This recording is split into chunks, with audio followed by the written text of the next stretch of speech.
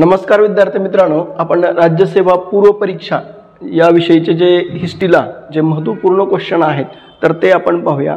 Question पाहण्याबरोबरच त्याचे जे option आहेत तर त्या चारही ऑप्शनचं विश्लेषण आपण या व्हिडिओच्या माध्यमातून करणार आहोत। यामध्ये पहिला प्रश्न आहे, महाराष्ट्रातील प्रवरा नदीवर वसलेलं कोणतं ठिकाण हडप्पा संस्कृतीचं महत्त्वाचं ठिकाण आहे? तर ते आहे दायमाबाद।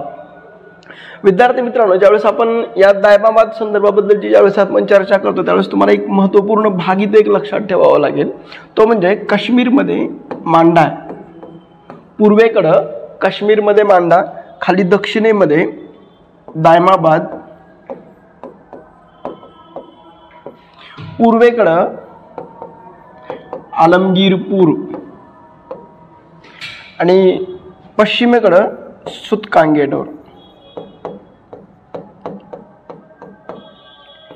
म्हणजे पूर्वेकडं मांडा आहे, खाली दक्षिणेमध्ये दायमाबाद आहे, इकडं उत्तरेकडं म्हणजे पूर्वेकडं आलमगीरपूर आणि इकडं सुतकांगेडोर। हे चार भागांमध्ये म्हणजे या चारही भागांमध्ये ही संस्कृती विस्तारलेली होती। हा एक भाग आपल्याला सांगता येईल। विद्यार्थी मित्रांनो, ज्यावेळेस आपण अभ्यास करतो त्यावेळेस एक सगळ्यात महत्त्वाचं की तुमचे मार्क जाता कामा नये, यासाठी म्हणून आपण हे जे स्थळ आहेत सिंधू संस्कृतीच्या काळातली तर त्या संदर्भाबद्दलची जी प्रमुख भाग आहेत तर त्याबद्दलची माहिती आपण पाहूया। यामध्ये आपण पहिले एक पाहूया राज्य, प्रमुख स्थळे आणि त्याचे संशोधक। यामध्ये पहिलं आहे ते म्हणजे पश्चिमी पंजाब। पश्चिमी पंजाबमध्ये दोन शहर आहेत, एक आहे रोपड आणि दुसरं आहे हडप्पा।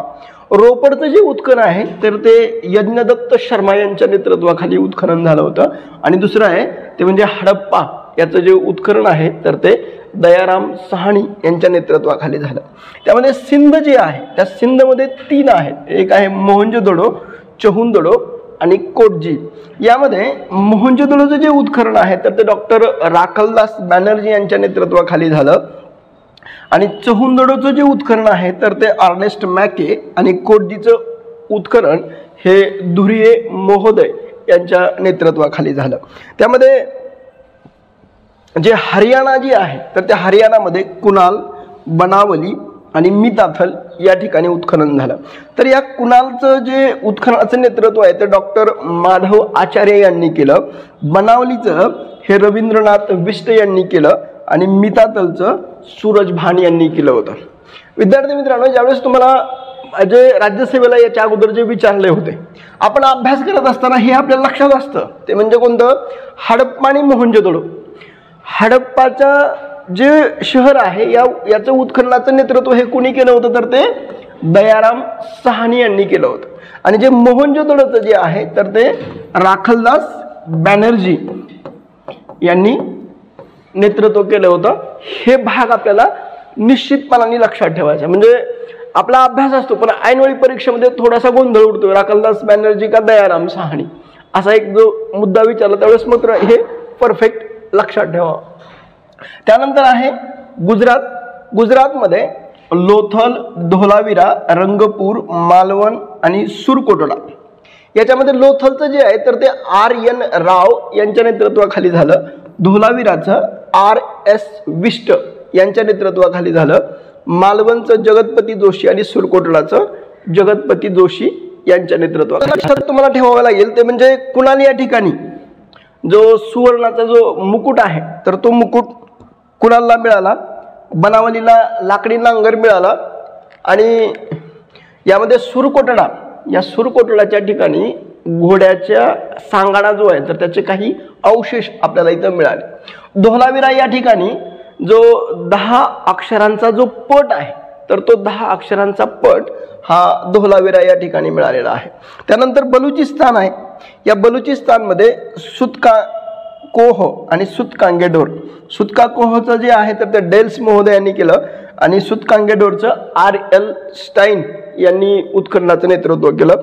राजस्थानमध्ये कालीबंगा याचं उत्खननाचं नेतृत्व हे BB लाल यांनी केलं। नेक्स्ट क्वेश्चन आहे ते म्हणजे अयोग्य विधान निवडा। सिंधू संस्कृती ही काश्ययुगीन संस्कृती आहे, ही एक नागरी व्यापार प्रधान संस्कृती आहे आणि सिंधू संस्कृतीतील लोकांना लिपीचं ज्ञान नव्हतं। यामध्ये जर आपण पाहिलं तर वरील तीनही ही अयोग्य विधान आहे. कारण पहिलं जे आहे तर ते म्हणजे सिंधू संस्कृती ही काश्ययुगीन संस्कृती आहे.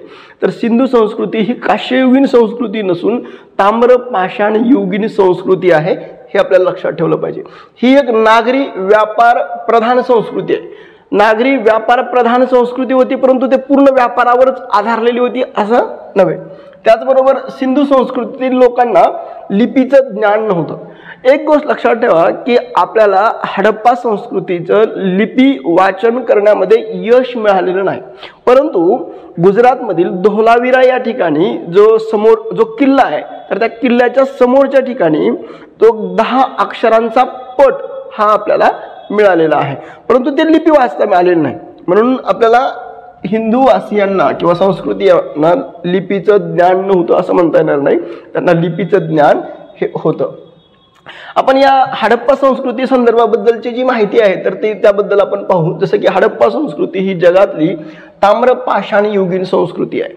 अमेरिकन शास्त्रज्ञ जॉन लिबी नावाचा जो एक शास्त्रज्ञ आहे तर त्यांनी कार्बन डेटिंग पद्धतीनुसार इसवी सन पूर्व 2700 ते इसवी सन पूर्व 1500 हा कालखंड हा निश्चित केलेला आहे.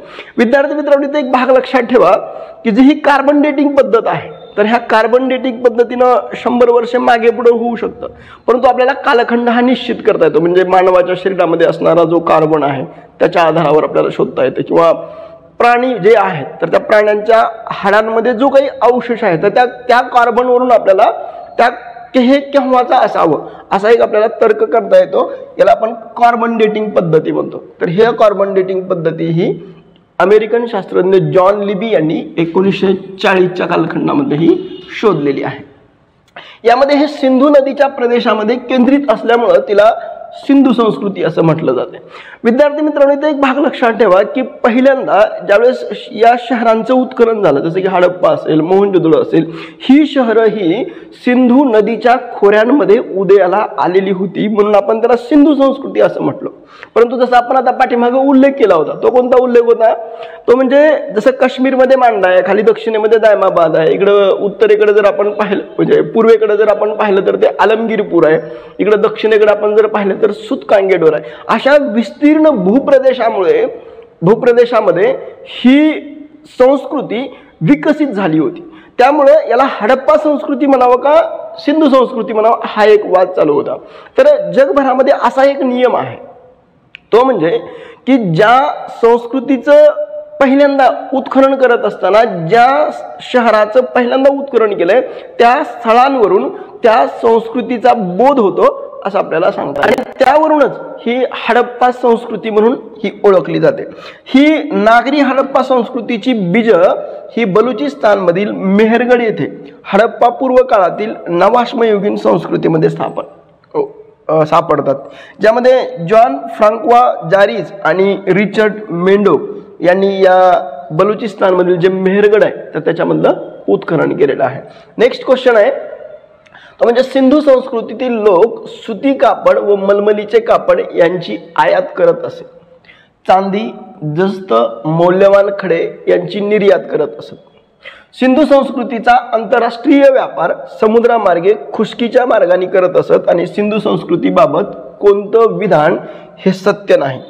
तर याच्यामध्ये जर आपण पाहिलं तर ए आणि बी हे सत्य नाहीत, कारण सिंधू संस्कृतीतील लोक सुती कापड आणि मलमलीचे कापड हे आयात करत होते. विशेषतः सिंधू संस्कृतीच्या कालखंडामध्ये जर आपण पाहिलं तर एका जे मडकं जे आहे, जे आपण मातीचं जे भांडं आहे तर त्या मातीच्या भांड्याला एक असं कपडा जो आहे तर तो चिकटलेला अवशेषामध्ये आपल्याला सापडला. दुसरं आहे की हडप्पावासियांकडं त्या काळामध्ये जी सुई आहे तर ती सुई आपल्याला सापडली. त्यावरून आपण असा एक तर्क मांडतो की हडप्पावासियांना हे धागा विणण्याचं किंवा शिवण्याचं ज्ञान असावं असा एक तर्क आपल्याला त्याच्यामध्ये सांगता येतो. दुसरा आहे की चांदी, जस्त, मौल्यवान खडे याची निर्यात करत असेल तर याची निर्यात नव्हे तर ती आयात करत होते, आणि हे मात्र योग्य आहे. ते म्हणजे सिंधू संस्कृतीचा आंतरराष्ट्रीय व्यापार हा समुद्रामार्गे आणि खुशकीच्या मार्गाने होत होता. यामध्ये जर आपण पाहिलं तर विशेषतः सोनं जे आपण आयात करतो, ज्यामध्ये म्हैसूरमधील कर्नाटकमधून मिळवत होतो, त्याचबरोबर तांबा जे आहे तर ते वायव्य भारत, राजस्थान आणि गुजरातमधून घेत होतो, अफगाणिस्तानातील अरबी द्वीपकल्पाच्या आग्नेय किनाऱ्यावरून ओमानमधून हे तांबं मिळवत होतो आणि सीस हे दक्षिण पूर्व भारतातून अर्थात उत्तर कर्नाटकमधून हे सीस आयात केलं जात होतं। सिंधू संस्कृतीच्या कालखंडामध्ये जी महत्त्वपूर्ण बंदरं आहेत ज्यामध्ये सुतकांगेडोर, बालाकोट, डाबरकोट, भगतराव, मेघम, पाटण, त्यामध्ये सुतकाट, कोह, लोथल, मुंडीकाक, मालवण आणि प्रयास ही 10 महत्त्वपूर्ण बंदरं ही आपल्याला हडप्पा काळामध्ये आपल्याला दिसतात। यामध्ये नेक्स्ट क्वेश्चन आहे, खालीलपैकी कोणतं विधान हे अयोग्य आहे? हडप्पा संस्कृती ही काश्ययुगीन संस्कृती होती। पुराश्मयुग, मध्याश्मयुग आणि नवाश्मयुग हे अश्मयुगाचे 3 कालखंड आहेत। हडप्पा संस्कृती ही पुराश्मयुगीन संस्कृती आहे आणि अश्मयुगाचे वर्गीकरण मानवाने वापरलेली दगडी हत्यारे व वातावरणात झालेले बदल यावरती आधारित आहे। याच्यामधलं अयोग्य विधान हे आहे ते म्हणजे 3 नंबरचं, हडप्पा संस्कृती ही पुराश्मयुगीन संस्कृती आहे। जसं आपण याच्या अगोदर उल्लेख केला तर हडप्पा संस्कृती ही ताम्र पाषाणयुगीन संस्कृती आहे, ज्यामध्ये जसं की हे पुराश्मयुग, मध्याश्मयुग आणि नवाश्मयुग हे अश्मयुगाचे 3 कालखंड आपल्याला सांगता येतील। त्याच्यानंतरचा नेक्स्ट क्वेश्चन आहे ते म्हणजे पुराश्मयुगाचं वैशिष्ट्य कोणते नाही? तर ते म्हणजे मानवाने हातकुऱ्हाड हे पहिलं हत्यार वापरलं होतं। या काळात मानव झोपडीचा वापर राहण्यासाठी करत होता। शिकार व अन्न गोळा करणं हे या काळातील मानवाचं उदरनिर्वाहाचे मार्ग होते आणि या काळातील मानवाने दगडावर आणि गुहेत चित्रकला केलेली आहे। याचं योग्य उत्तर आहे ते म्हणजे 2, या काळात मानव झोपडीचा वापर राहण्यासाठी करत होता। हे जे आहे तर ते पुराश्मयुगाचं वैशिष्ट्य नाही, हे एक आपल्याला त्या अर्थाने सांगता येईल। बाकी जे आहेत ते म्हणजे मानवाने हातकुऱ्हाड हे पहिलं हत्यार वापरलं होतं, हे योग्य आहे। शिकार व अन्न गोळा करणं हे या काळातील मानवाचं उदरनिर्वाहाचं कार्य होतं आणि या कालावधीमध्ये मानवाने दगडावर व गुहेत चित्रकला केलेली आपल्याला दिसते, जसं की भीमबेटकामध्ये वगैरे आपल्याला उल्लेख तसा दिसतो। यामध्ये जर आपण पाहिलं तर विशेषतः ह्या पाषाण युगा संदर्भाबद्दलची ज्यावेळेस आपण चर्चा करतो त्यावेळेस त्याच्यामध्ये पुराश्म काळ, पुरापाषाण काळ, मध्यपाषाण काळ आणि नवपाषाण काळ असे 3 भाग पडतात। यामध्ये पुरापाषाण काळामध्ये जर आपण पाहिलं तर हत्यारांमध्ये भाला आहे, कुऱ्हाड आहे, धनुष्य आहे, तीर आहे, सुई आणि गदा हे आपल्याला पाषाण युगांमधलं दिसतं। दुसरं मध्यपाषाण युगामध्ये जर आपण पाहिलं तर धनुष्य, तीर म्हणजे माशाचा जे काट आहेत ते, भंडारांच्या आवरात आणि जहाज हा देखील उल्लेख आपल्याला त्याच्यामध्ये दिसतो। पुरापाषाण काळामध्ये आणि मध्यपाषाण काळामध्ये शिकार आणि खाद्य संग्रहण करणं ह्या अर्थव्यवस्थेच्या बाबतीमध्ये सांगता येईल, परंतु अस्थायी जीवनशैली, गुफामध्ये राहणं, झोपडीमध्ये राहणं किंवा नदीच्या मुख्य किनारी झील म्हणजे जे नदीच्या किनाऱ्यावर जे आहे तर त्या ठिकाणी हे राहत होते। पहिल्यांदा ज्यावेळेस आपण पुरापाषाणाबद्दल ज्यावेळेस आपण चर्चा करतो त्यावेळेस त्यांना 25 ते 100 लोकांचा समूह हा एकत्रित राहत होता आणि नंतरच्या कालखंडामध्ये कबिले किंवा परिवार समूहाने एकत्रित राहायला लागला। नवपाषाण काळाच्या कालखंडामध्ये जर आपण पाहिलं तर हाताने बनवलेलं प्राकृतिक जे अवजार आहेत तर त्यामध्ये जसं की मातीची भांडी असतील वगैरे आणि त्यानंतर शेतीचं शिकार, खाद्य संग्रह, माशांची शिकार करणं, त्याचबरोबर शेतीच्या जवळच त्यांनी बस्ती ही बसवलेली होती असं आपल्याला सांगता येईल। त्यानंतरचा एक काश्ययुगीन संस्कृती ज्यामध्ये तांबा आणि काश्य यांचं अवजार आणि मातीची भांडी ही मिळाली। लोहयुगामध्ये लोखंडाचे अवजार हे मिळाले आहेत। यामध्ये शेती, पशुपालन, हस्तकला आणि व्यापार हे करत होते। नेक्स्ट क्वेश्चन आहे ते म्हणजे वर्धमान महावीर लोकांना डॅश डॅश भाषेतून धर्माचं ज्ञान सांगत असे, तर ते होतं अर्धमागधी या भाषेतून माहिती सांगत होते। यामध्ये जर आपण पाहिलं तर भगवान महावीर जे आहेत त्यांचा जो ऐतिहासिक कालखंड आहे तर तो 599 ते 527 इसवी सन पूर्व आहे। त्यांच्या शिक्षेसंदर्भाबद्दल जर आपण पाहिलं तर अहिंसा, अपरिग्रह, अनेकांतवाद, त्यांचं पूर्वीचे जे तीर्थंकर होते तर ते होते पार्श्वनाथ, त्यांचा वंश आहे इक्ष्वाकु, वडील आहेत राजा सिद्धार्थ, आई आहेत त्रिशला, त्यांचं जन्मस्थान आहे ते म्हणजे कुंडग्राम आणि मोक्षस्थान आहे पावापुरी। त्यांच्या लक्षणासंदर्भाबद्दल जर आपण पाहिलं तर रंग, सुवर्ण, चिन्ह, सिंह, वर जे त्यांचा आयु आहे वर्ष जे आहे तर ते 72 वर्ष। त्यांचा गणधर जे आहे तर ते गौतम गणधर होता आणि गणधराची संख्या ही 11 होती। नेक्स्ट क्वेश्चन आहे, खालील वाक्यांचा विचार करा ज्यामध्ये वेदाबाबत अनासया किंवा विरक्ती, कर्मकांड हे अमान्य आणि कुणाचीही हिंसा करू नये, वरीलपैकी बौद्ध आणि जैन दोन्ही धर्मात समान नसलेलं कोणतं तत्व आहे? तर यामध्ये वरील सर्व समान आहेत, ज्यामध्ये जैन धर्म आणि बौद्ध धर्मामध्ये जर आपण पाहिलं तर वेदांबद्दल अनासया किंवा विरक्ती आहे. कर्मकांडाबद्दल जे वैदिक कालखंडामध्ये होतं तर ते जैन आणि बौद्ध धर्मियांना हे अमान्य होतं. कुणाचीही हिंसा करू नये म्हणजे अहिंसा ही त्या कालखंडामध्ये होती. हे तीनही बरोबर आहेत. यामध्ये जर आपण पाहिलं तर विशेषतः जे बौद्ध धर्म आहे ज्यामध्ये चार आर्य सत्य सांगितले, त्या 4 आर्य सत्यांमध्ये दुःख, दुःखद समुदाय, दुःखद निरोध आणि दुःखद निरोध प्रतिगामिता यामधून खऱ्या अर्थाने ही दुःखाची मुक्तता करण्यासाठी म्हणून ही 4 आर्य सत्य सांगितले. ज्यामध्ये अष्टांगिक मार्ग जे आहे तर त्या अष्टांगिक मार्गांमधून जसं की सम्यक दृष्टी, सम्यक संकल्प, सम्यक वाचा, सम्यक कर्मांत, सम्यक आजीविका, सम्यक व्यायाम, सम्यक स्मृती, सम्यक समाधी याबद्दलचे अष्टांगिक मार्गाबद्दलची माहिती त्याच्यामध्ये सांगितलेली आहे. यामध्ये जर आपण पाहिलं तर पंचमहाव्रत जे आहे ज्यामध्ये सत्य, अहिंसा, अस्तेय, अपरिग्रह आणि ब्रह्मचर्य, त्याच्यामध्ये 3 गुणव्रत आहेत. एक आहे दिगव्रत, कालाव्रत आणि अनर्थ दंडव्रत. यामध्ये 4 शिक्षाव्रत आहे, सामायिक, प्रोषोधोपवास, भोगोपरिणाम, अतिथीस विभाग. आणि जैन धर्मामधील पंथ जे आहेत ते म्हणजे दिगंबर, श्वेतांबर आणि स्थानकवासी, ज्यामध्ये हा उपपंथ आहे. नेक्स्ट क्वेश्चन आहे, आयुष्याच्या शेवटी राजगादीचा त्याग केला आणि जुलमी राजा धनानंदाचे साम्राज्य जिंकून घेतले आणि जुनागड या ठिकाणी सुदर्शन धरण बांधलं. तर याच्याबद्दलचं जे योग्य उत्तर आहे तर ते म्हणजे चंद्रगुप्त मौर्य यांनी. यामध्ये चंद्रगुप्त मौर्य संदर्भाबद्दल ज्यावेळेस आपण उल्लेख करतो त्यावेळेस त्यांचं जन्मस्थळ आहे पाटलीपुत्र, मृत्यूस्थळ आहे श्रवणबेळगोळा. त्याची जी नातवंड जी आहेत चंद्रगुप्त मौर्याची ती म्हणजे सम्राट अशोक, सुसीम आणि विगत अशोक.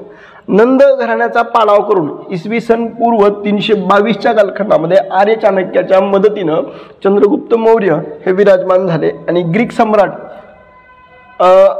सिकंदर जो अलेक्झांडर आहे तर ज्यामध्ये एक निष्ठावंत जो सरदार जो होता तो म्हणजे सेल्युकस निकेटर याचा पराभव केला आणि पराभव केल्यानंतर सेल्युकस निकेटरने त्याची जी मुलगी आहे तर ती म्हणजे कार्नेलिया हिचा विवाह हा चंद्रगुप्ताबरोबर ठरवला आणि तह घडवून आणला.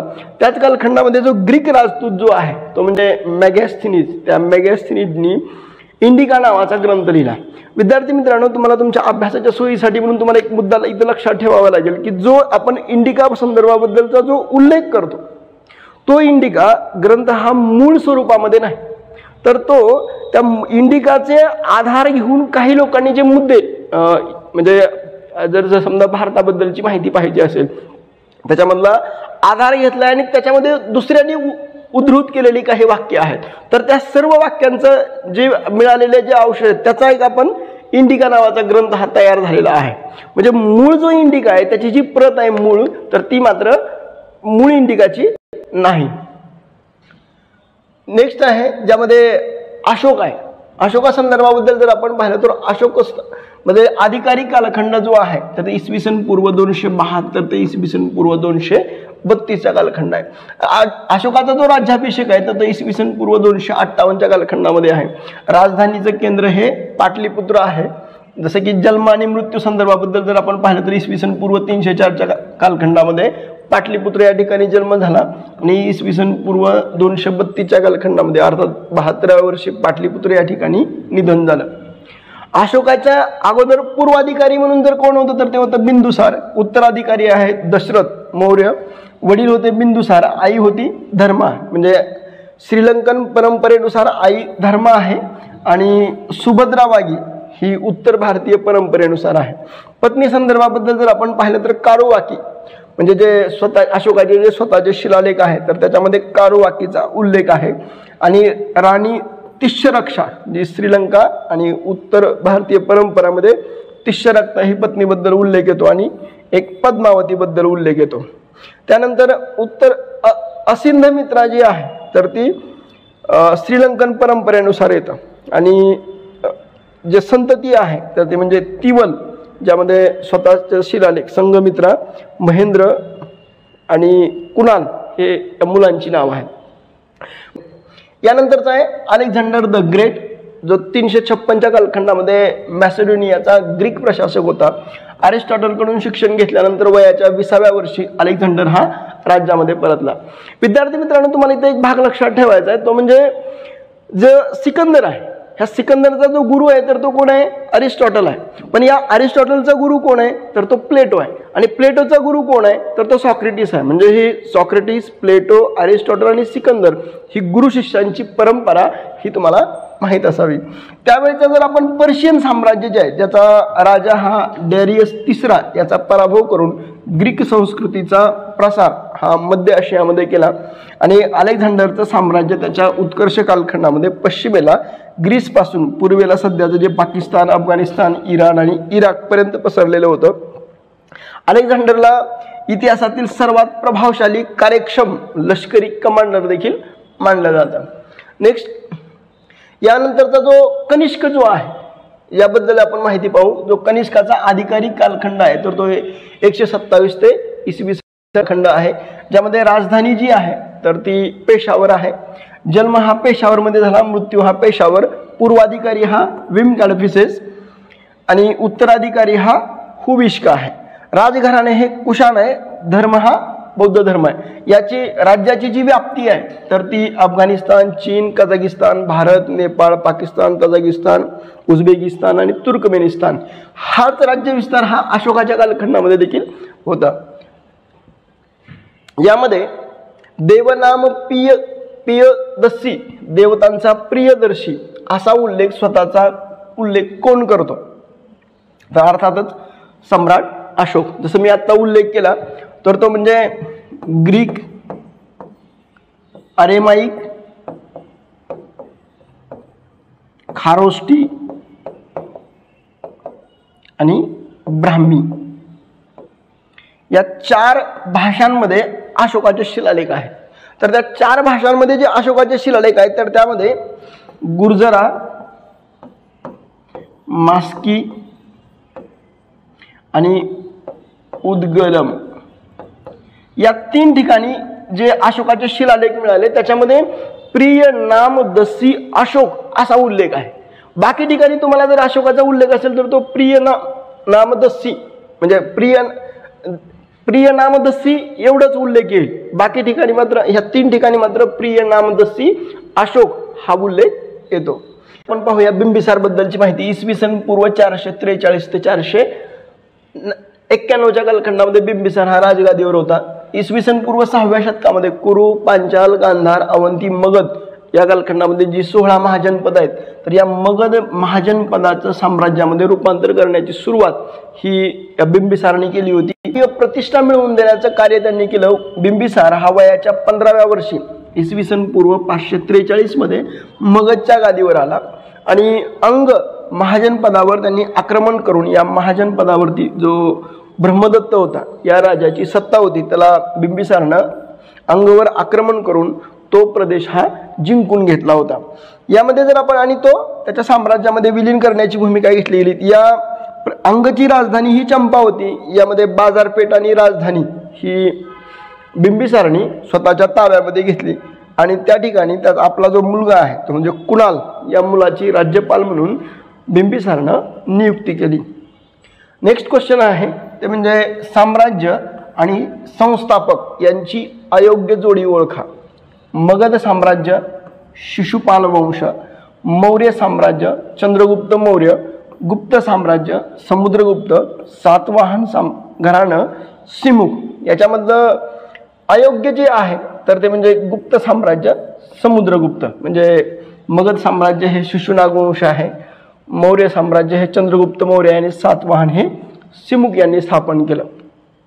यामध्ये जर आपण पाहिलं तर जे गुप्त घराणं आहे तर ते गुप्त घराणं हे श्रीगुप्तनी हे स्थापन केलं होतं।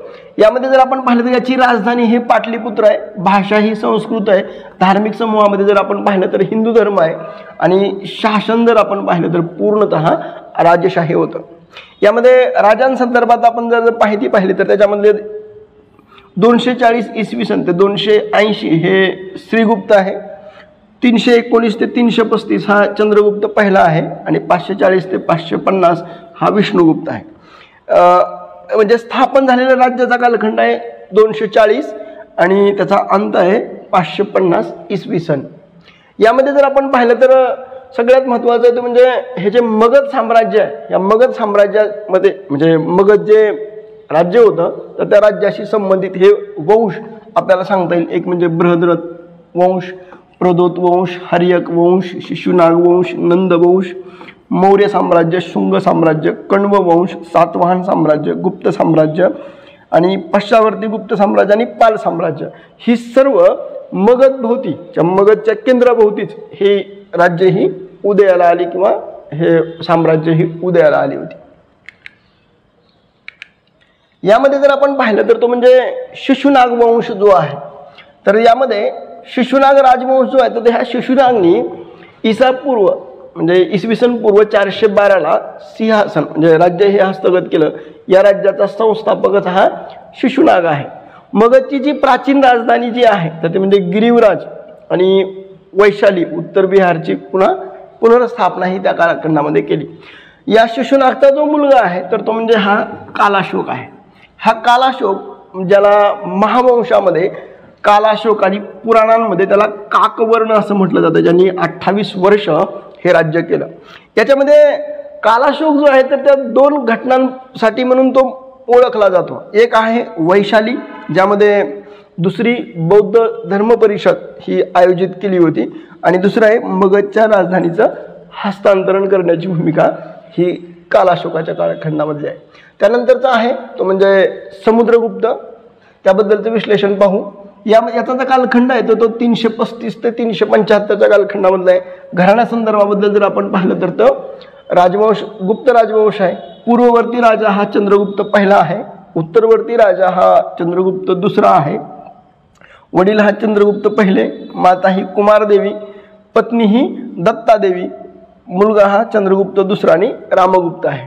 आणि या गुप्त घराण्याची ही सूची ही आपल्याला सांगता येईल, ज्यामध्ये श्रीगुप्त, घटोत्कच, चंद्रगुप्त, समुद्रगुप्त, रामगुप्त, चंद्रगुप्त द्वितीय, कुमारगुप्त पहिला, स्कंदगुप्त, पुरुगुप्त, कुमारगुप्त द्वितीय, बुद्धगुप्त, नरसिंहगुप्त, कुमारगुप्त तृतीय आणि विष्णुगुप्त अशी ही एक आपल्याला वंश परंपरा त्यांची सांगता येईल। हे विद्यार्थी मित्रांनो का तर एखाद्या वेळी जर असं विचारलं की राज्यसेवेला जरा थोडासा काठिण्य पातळीचा प्रश्न विचारला की याचा क्रम लावा, तर तो क्रम लावत असताना तुम्हाला फक्त हे माहीत असावं यासाठी म्हणून तुम्हाला हे सांगितलं। यामध्ये जे सातवाहन घराणं आहे तर त्या सातवाहनामध्ये जर आपण पाहिलं तर सातवाहन हे महाराष्ट्रातील सर्वात पहिले भारतीय राजा म्हणून सांगता येईल। शककर्ता शालिवाहन राजाची गणना ही केली जाते, ज्यामध्ये नायनिका ही नावाची राणी होती। सातवाहनांची राजधानी ते म्हणजे सध्याचं जे पैठण आहे तर त्याचं जुनं नाव हे प्रतिष्ठान होतं। कल्याणच्या बंदरामधून सातवाहनांच्या राज्यामध्ये व्यापार करायला अनेक परदेशी लोक हे येत होते, ज्यामध्ये नाणेघाटामधील शिलालेखामध्ये जी ब्राह्मी लिपीमध्ये जे कोरलेली ठेवलेली जी नावं आहेत त्यामध्ये उल्लेख येतो तो म्हणजे सातवाहन घराण्याचा जो संस्थापक आहे तो म्हणजे सिमुक। यामध्ये राणी नागनिका, राजा श्री सातकर्णी, कुमार बाय मराठी त्रैनिक आणि कुमार हुकीसिरी आणि कुमार सातवाहन ह्या राजांची सूची ही त्याच्यामध्ये उल्लेख येतो।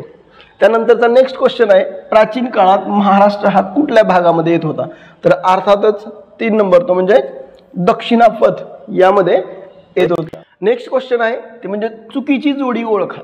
एक आहे अथर्ववेद, अथर्ववेदामध्ये राजाने राज्य कसं करावं, ऋग्वेदामध्ये देवतांची स्तुती आहे, यजुर्वेदामध्ये लग्नात म्हटले जाणारे मंगलाष्टिक आहे आणि सामवेद भारतीय संगीताच्या निर्मितीचं स्थान आहे।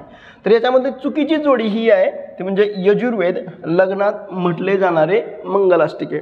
लग्नात म्हटले जाणारे मंगलाष्टिका नव्हे तर ते यज्ञामध्ये आहुती देण्यासाठी जे मंत्र उच्चार केले जातात तर त्याच्याबद्दलची माहिती ही आपल्याला यजुर्वेदामध्ये दिसते, हे एक वेगळे पण सांगता येईल। यामध्ये आपण जे वैशिष्ट्य आहेत, जे 4 वेद आहेत, ज्यामध्ये ऋग्वेद, यजुर्वेद, सामवेद आणि अथर्ववेद जे आहे, तर त्याबद्दलची माहिती आपण पाहूया. विद्यार्थी मित्रांनो, ज्यावेळेस आपण हे ऋग्वेदासंदर्भाबद्दलची ज्यावेळेस आपण चर्चा करतो त्यावेळेस आपल्याला संस्कृत वाङ्मयामधला पहिला ग्रंथ आहे. त्यानंतर याची जी 10 मंडलं आहेत, 1028 सूक्त आहेत आणि 10,462 ऋचा आहेत आणि 10,589 हे मंत्र आहेत. आणि ऋचा किंवा याचा अर्थ आहे, धातूचा अर्थ आहे पूजा करणे असा होतो. दुसरं आहे ते म्हणजे ऋग्वेदामध्ये 10 मंडलं आहेत.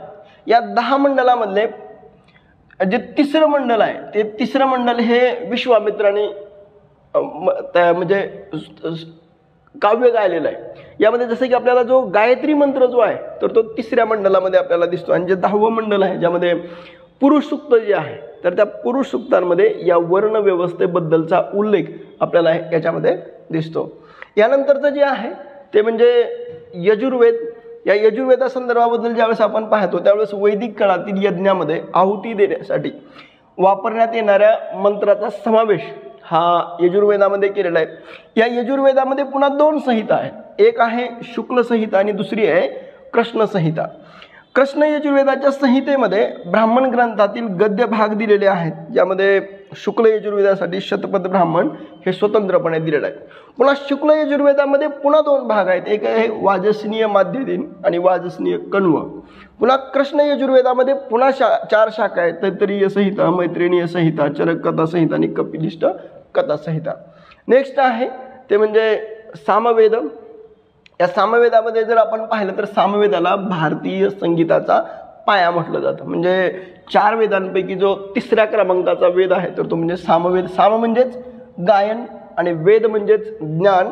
आणि सामवेद ऋग्वेदातील ऋचांचं गायन कसं केलं पाहिजे याबद्दलचा उल्लेख आहे. 1875 ज्या ऋचा आहेत त्यापैकी 99 स्तोत्र वगळता सर्व ऋग्वेदामधले आहेत. ज्यामध्ये 75 ऋचा ह्या शाकल शाखेतून घेतल्या, 75 ह्या बाष्कल शाखेतून ओढतात. गायन आणि सामगायन ह्या सुचवलेल्या विशिष्ट सुरामध्ये हे गायलं जातं.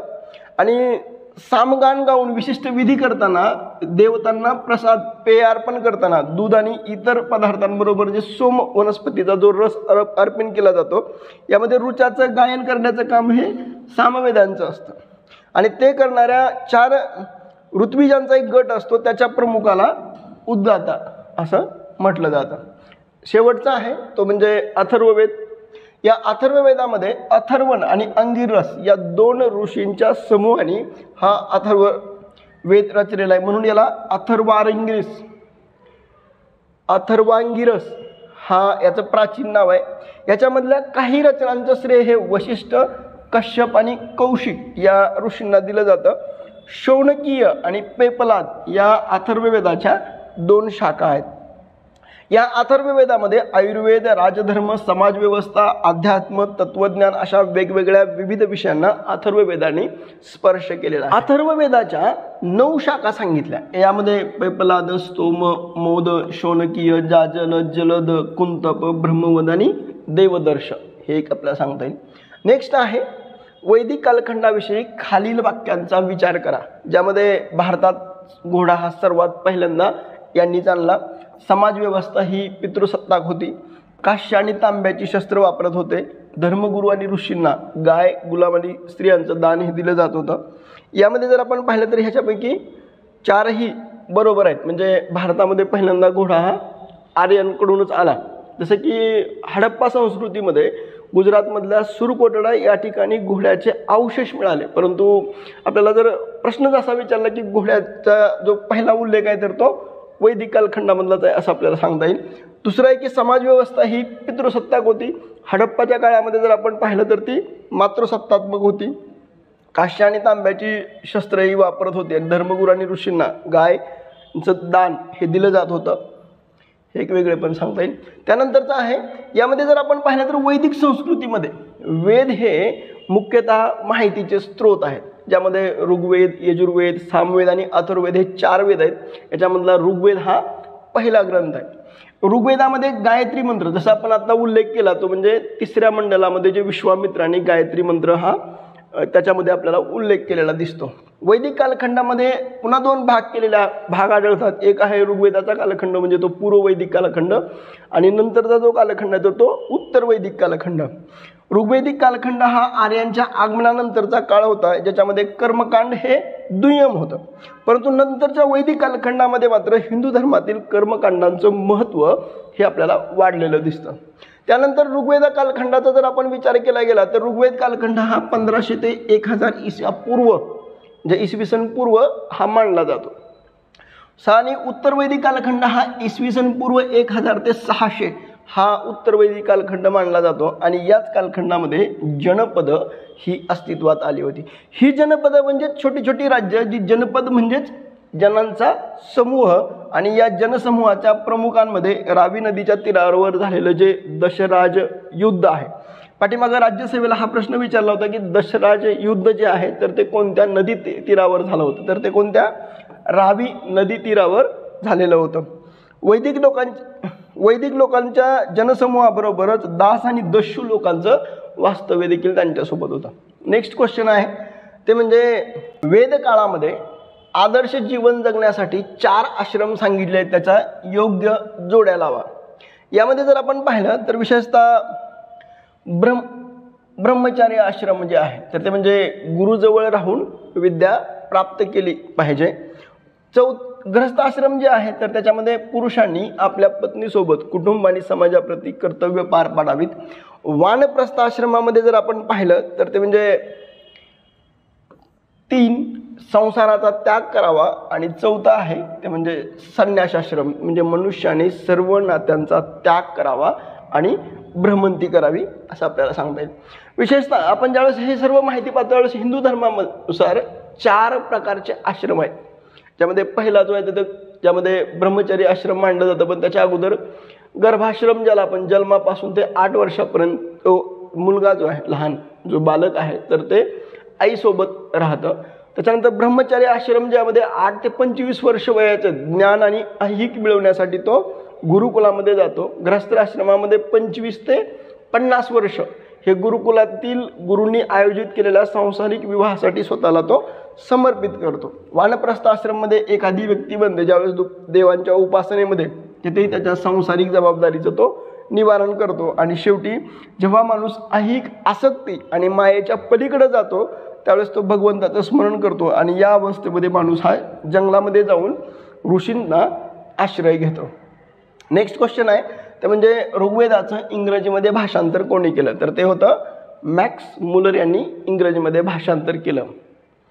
नेक्स्ट क्वेश्चन आहे महाजनपदे आणि त्यांची आधुनिक नावे ही यामध्ये खालील जोड्या दिलेल्या आहेत, त्याच्याबद्दली चुकीची जोडी कोणती, तर काशी, बनारस, मत्स्य, जयपूर, कुरू, दिल्ली आहे. आश्मक जे आहे तर ते चुकीचे आहे, म्हणजे अलाहाबाद जी आहे तर ती चुकीची आहे, हे एक आपल्याला सांगता येईल. त्याच्यामध्ये जर आपण पाहिलं तर योग्य जोड्या लावा. परत एकदा यामध्ये जनपद आणि राजधान्या याच्या संदर्भाबद्दलचं आहे, ज्यामध्ये जर आपण पाहिलं तर कौशल जी आहे तर त्याची जी राजधानी आहे तर ती श्रावस्ती आहे. त्यानंतर चेंदी जी आहे तर चेंदीची राजधानी आहे शुक्तिमती. त्यानंतर वत्सची जी आहे तर ती आहे कोशांबी, आणि मत्स्यची जी आहे तर ती आहे विराटनगर. हे आपल्याला लक्षात ठेवायचं आहे. यामध्ये जर आपण पाहिलं तर विशेषतः तुम्हाला इथं एक महत्त्वाचा मुद्दा आपण इथं कव्हर करूया, जे म्हणजे तुमचे जर याच्या संदर्भाबद्दलचा जर प्रश्न विचारला, एक प्रश्न काय विचारला आहे, महाजनपदे आणि राजधान्या यांच्या जोड्या लावा. दुसरं होतं की महाजनपद आणि सध्याचं जे सध्या कोणत्या राज्यामध्ये आहे असं जर विचारलं तर तो आपला मार्क जाता कामा नये. यासाठी म्हणून आपण हा चार्ट एकदा पूर्ण कव्हर करूया. यामध्ये अंग जी आहे तर ते अंगची राजधानी चंपा आहे, अवंतीची राजधानी उज्जैनी, आश्मकची पाटण, कंबोज, काशीची काशी सध्या वाराणसी, कुरू हस्तनापूर किंवा इंद्रप्रस्थ, कौशल श्रावस्ती किंवा कुशावती, चेंदी सुक्तिमती, पांचाल अहिछत्र आणि कांपिल्य, मगध गिरिव्रज किंवा राजगीर, मत्स्य विराटनगर, मल्ल कुशीनगर, वत्स कोशांबी, व्रज्जी वैशाली, सूरसेन मथुरा, गांधार, तक्षशिला किंवा पुरुषपूर किंवा ज्याला आपण पेशावर असं म्हटलं जातं. यामध्ये याची जी आधुनिक नावं आहेत किंवा सध्या कोणत्या ठिकाणी आहेत तर त्याबद्दल आपण जर पाहिलं तर जे चंपा आहे तर ते बिहारमध्ये आहे, उज्जैनी हे उज्जैन मध्य प्रदेशामध्ये आहे, पाटण हे औरंगाबाद महाराष्ट्र, कंबोज अफगाणिस्तान, काशी बनारस, हस्तिनापूर इंद्रप्रस्थ दिल्ली, श्रावस्ती कुशावती लखनौ, सुक्तिमती कानपूर, आईछत्र कांपिल्य ही रोहिलखंडमध्ये आहे, गिरिव्रज म्हणजे सध्याचं पटना बिहार, विराटनगर हे जयपूर, कुशीनारा नगर हे गोरखपूर उत्तर प्रदेश, कोशांबी अलाहाबाद उत्तर प्रदेश, वैशाली हे बिहारमध्ये, मथुरा हे उत्तर प्रदेशमध्ये, तक्षशिला पेशावर आणि पुरुषपूर खैबर पख्तूनख्वा पाकिस्तानमध्ये आहे. नेक्स्ट क्वेश्चन आहे, प्राचीन भारताचे सर्वात मोठे साम्राज्य होते. साम्राज्याचा संस्थापक चंद्रगुप्त होता आणि पाटलीपुत्र ही त्या साम्राज्याची राजधानी होती. वरील विधानं कोणत्या साम्राज्याशी संबंधित आहे तर त्याचं योग्य उत्तर आहे मौर्य साम्राज्याशी संबंधित आहे. यामध्ये जर आपण पाहिलं तर हा मौर्य साम्राज्याबद्दलचा जो झालेला जो विस्तार आहे तर त्याबद्दल तो आपल्याला नकाशामध्ये दिसतो. यामध्ये मौर्य साम्राज्य जे आहे तर त्या मौर्य साम्राज्याचा कालखंड हा इसवी सन पूर्व 322 ते इसवी सन पूर्व 180च्या काळामधला आहे. याची राजधानी जी आहे मौर्य साम्राज्याची ती म्हणजे पाटलीपुत्र, आजचं पाटणा शहर. शासन प्रकारामध्ये जर आपण पाहिलं तर निरंकुश राजतंत्रीय शासन आहे. राष्ट्रप्रमुखाला सम्राट असं म्हटलं जातं आणि याच्यामधले जे महत्त्वपूर्ण राजे ज्यामध्ये चंद्रगुप्त मौर्य आणि शेवटचा जो आहे तर तो बृहद्रथ याच्याबद्दल सांगता येईल. अधिकृत भाषा ही मागधी आणि प्राकृत आहे. धर्मामध्ये जर आपण पाहिलं तर हिंदू, बौद्धमध्ये आजीवक आणि जैन हे धर्म हा मौर्यांनी स्वीकारला. त्यानंतरचा जो ऑप्शनमध्ये जो होता तो म्हणजे मोगल कालखंड, ज्यामध्ये मोगल साम्राज्य हे 1526 ते 1857च्या कालखंडामधलं आहे. याच्यामधला जर सम्राटासंदर्भाबद्दल जर आपण पाहिलं तर पहिला सम्राट जे म्हणजे 1526 ते 1530च्या कालखंडामध्ये जहीरुद्दीन मोहम्मद बाबर हा पहिला आहे. 1837 ते 1857च्या कालखंडामध्ये बहादूर शाह दुसरा आहे. आणि राजधानी संदर्भाबद्दल जर प्रश्न विचारला तर तो तुम्हाला माहीत असावा यासाठी आग्रा ही राजधानी 1526 ते 1571च्या कालखंडामध्ये होती. फतेपूर सिक्री ही 1571 ते 1585 मध्ये होती. लाहोर ही 1585 ते 1598च्या कालखंडामध्ये होती आणि आग्रा 1598 ते 1698च्या कालखंडामध्ये. शहाजहानाबाद म्हणजे अर्थात दिल्ली 1648 ते 1857 पर्यंत होती. याबद्दलची जी भाषा जी आहे तर ती भाषा ही पर्शियन होती, जी अधिकृत न्यायालयीन भाषा आहे. ज्यामध्ये पहिल्यांदा जी भाषा वापरली जात होती तर ती चंगताई तुर्की होती. ज्यावेळेस बाबर भारतामध्ये आला त्यानंतर त्यांनी चंगताई तुर्की ही भाषा वापरली गेली. जसं की बाबरांनी स्वतःचं जे आत्मचरित्र जे आहे तर ते बाबरनामा या नावाने लिहिलं तर ते चंगताई तुर्की या भाषेमध्ये लिहिलेलं आहे. आणि नंतरच्या कालखंडामध्ये जर आपण पाहिलं तर ती पर्शियन भाषा ही मात्र अधिकृत आणि न्यायालयीन भाषा राहिली. पुढे नंतरच्या कालखंडामध्ये उर्दू ही भाषा वापरामध्ये होती. शासन ज्या पद्धतीबद्दल जर आपण पाहिलं तर निरपेक्ष राजशाही पद्धत ही होती. त्यानंतरचा जे गुप्त वंश आहे तर त्याच्याबद्दलची माहिती आपण पाहू. जे 4 ऑप्शन विचारले होते त्या 4पैकीच आपण विश्लेषण घेतोय. तर हे गुप्त साम्राज्य हे इसवी सन 300 ते 600 या काळामधलं आहे. हे गुप्त साम्राज्याची राजधानी देखील पाटलीपुत्र आहे. पहिला राजा चंद्रगुप्त हा 290 ते 305, समुद्रगुप्त, चंद्रगुप्त विक्रमादित्य, पहिला कुमारगुप्त. भाषा आहे संस्कृत. जे 16 महाजनपद आहेत तर त्या 16 महाजनपदांपैकी मगध एक आहे. जे त्यामध्ये मगधचा उल्लेख पहिल्यांदा अथर्ववेदांमध्ये आढळतो. बुद्धाच्या कालखंडामध्ये मगध हे शक्तिशाली राजशाही, राजकीय आणि धार्मिकतेबद्दलचं जागतिक केंद्र होतं. मगधची व्याप्ती ही उत्तरेला गंगेपासून ते दक्षिणेला विंध्य पर्वतापर्यंत आणि पूर्वेला चंपापासून ते पश्चिमेला सोन नदीपर्यंत पसरलेलं होतं. मगधची प्राचीन राजधानी ही राजगृह आहे तर ती 5 टेकड्यांनी वेढलेलं शहर म्हणून पुढं मगधची राजधानी हे पाटलीपुत्र आहे. मगध राज्यात कोशल, वत्स्य आणि अवंती ही राज्य नंतरच्या कालखंडामध्ये विलीन झाली. नेक्स्ट क्वेश्चन आहे, ते म्हणजे वर्धमान महावीर लोकांना डॅश डॅश भाषेतून धर्माचं ज्ञान सांगत असे, तर ते होतं अर्धमागधी या भाषेतून माहिती सांगत होते. यामध्ये जर आपण पाहिलं तर भगवान महावीर जे आहेत त्यांचा जो ऐतिहासिक कालखंड आहे तर तो 599 ते 527 इसवी सन पूर्व आहे. त्यांच्या शिक्षेसंदर्भाबद्दल जर आपण पाहिलं तर अहिंसा, अपरिग्रह, अनेकांतवाद. त्यांचं पूर्वीचे जे तीर्थकर होते तर ते होते पार्श्वनाथ. त्यांचा वंश आहे इक्ष्वाकु. वडील आहेत राजा सिद्धार्थ, आई आहेत त्रिशला. त्यांचं जन्मस्थान आहे ते म्हणजे कुंडग्राम आणि मोक्षस्थान आहे पावापुरी. त्यांच्या लक्षणासंदर्भाबद्दल जर आपण पाहिलं तर रंग, सुवर्ण, चिन्ह, सिंह, वर जे त्यांचं आयु आहे वर्ष जे आहे तर ते 72 वर्ष. त्यांचा गणधर जे आहे तर ते गौतम गणधर होता आणि गणधराची संख्या ही 11 होती. नेक्स्ट क्वेश्चन आहे, खालील वाक्यांचा विचार करा ज्यामध्ये वेदाबाबत अनासया किंवा विरक्ती, कर्मकांड हे अमान्य आणि कुणाचीही हिंसा करू नये. वरीलपैकी बौद्ध आणि जैन दोन्ही धर्मात समान नसलेलं कोणतं तत्व आहे? तर यामध्ये वरील सर्व समान आहे, ज्यामध्ये जैन धर्म आणि बौद्ध धर्मामध्ये जर आपण पाहिलं तर वेदांबद्दल अनासया किंवा विरक्ती आहे. कर्मकांडाबद्दल जे वैदिक कालखंडामध्ये होतं तर ते जैन आणि बौद्ध धर्मियांना हे अमान्य होतं. कुणाचीही हिंसा करू नये म्हणजे अहिंसा ही त्या कालखंडामध्ये होती. हे तीनही बरोबर आहेत. यामध्ये जर आपण पाहिलं तर विशेषतः जे बौद्ध धर्म आहे ज्यामध्ये 4 आर्य सत्य सांगितले, त्या 4 आर्य सत्यांमध्ये दुःख, दुःखद समुदाय, दुःखद निरोध आणि दुःखद निरोध प्रतिगामिता यामधून खऱ्या अर्थाने ही दुःखाची मुक्तता करण्यासाठी म्हणून ही 4 आर्य सत्य सांगितले. ज्यामध्ये अष्टांगिक मार्ग जे आहे तर त्या अष्टांगिक मार्गांमधून जसं की सम्यक दृष्टी, सम्यक संकल्प, सम्यक वाचा, सम्यक कर्मांत, सम्यक आजीविका, सम्यक व्यायाम, सम्यक स्मृती, सम्यक समाधी याबद्दलचे अष्टांगिक मार्गाबद्दलची माहिती त्याच्यामध्ये सांगितलेली आहे. यामध्ये जर आपण पाहिलं तर पंचमहाव्रत जे आहे ज्यामध्ये सत्य, अहिंसा, अस्तेय, अपरिग्रह आणि ब्रह्मचर्य. त्याच्यामध्ये 3 गुणव्रत आहेत. एक आहे दिगव्रत, कालाव्रत आणि अनर्थ दंडव्रत.